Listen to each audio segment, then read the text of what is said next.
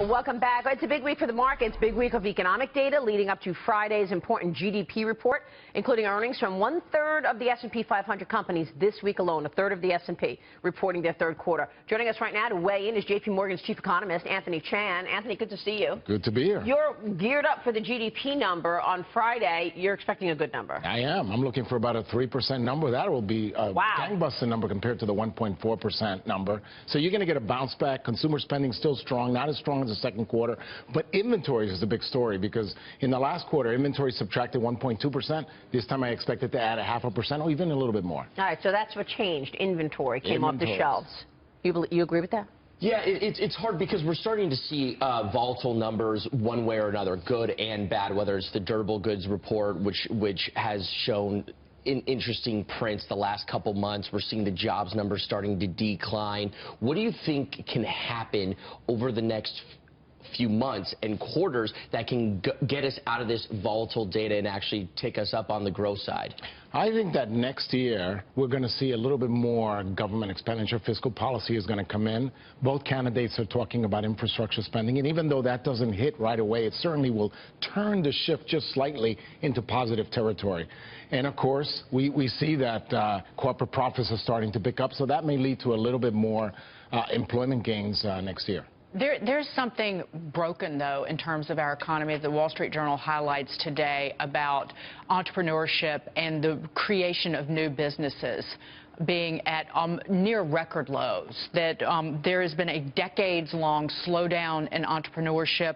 The percentage of businesses that are less than a year old has fallen dramatically in recent years. In the most recent data, 2014, it was the second lowest on record. And even Goldman Sachs points to rules and regulation as the reason, and this is something holding the economy back, and this has got to change. It's got to change, but there are a lot of things that are broken. Productivity is broken. We have negative productivity growth, which is slowing down our economic growth.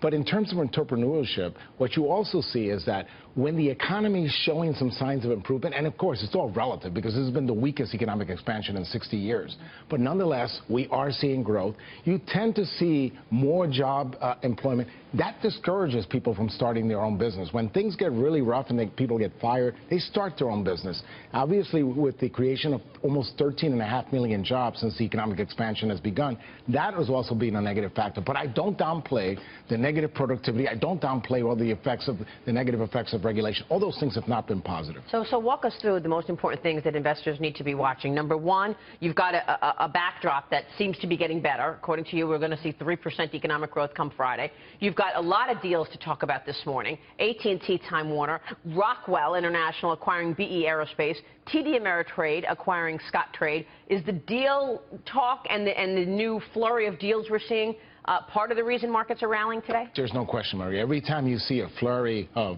M&A activity, you tend to see that markets get boosted because investors start thinking, maybe I can buy that next big hit or that next big merger or that next big marriage put together. So that certainly stimulates economic activity. And, by the way, it also gives the impression that there's some confidence out there. Again, it's all relative. Right. Because when we have 2% economic growth, it's not like we can bring in the marching band, but it's certainly showing that we are seeing a little bit of an improvement. And by the way, I think that 3% number is going to be temporary. I don't think we're going to get 3% in the fourth quarter. I think we'll slow it down to about 2%. So this year, there's no question. So it's still steady as it goes. We'll be weaker than last year because the first 6 months of the year, which is already in the books, was very disappointing. So should I buy stocks given all of that? Well, yes, because corporate profits are starting to turn around. In fact, in the third quarter, there's a possibility that on a year-over-year basis, we might squeak by and actually get a positive number. And like what, 2%? No, not even that number. 0.2. I think we're talking about a number that is less than 1%. But nonetheless, after 5 consecutive quarters of negative profit growth, to see that turning around and the possibility that next year we'll see a little bit more positive with energy prices picking up, that was a big drag. We may see a little bit better. We're looking for 5 to 6% corporate profit growth on the S&P 500 next year. Remember, the consensus is 12.8. We're not that optimistic, but if we get 5 to 6, I think it's a good year. So a third of the S&P 500 reports earnings this week, yes. Yeah. So okay, we'll be watching that. Anthony, great stuff. My pleasure. Thank you so much, Anthony Chan, JPMorgan. Still.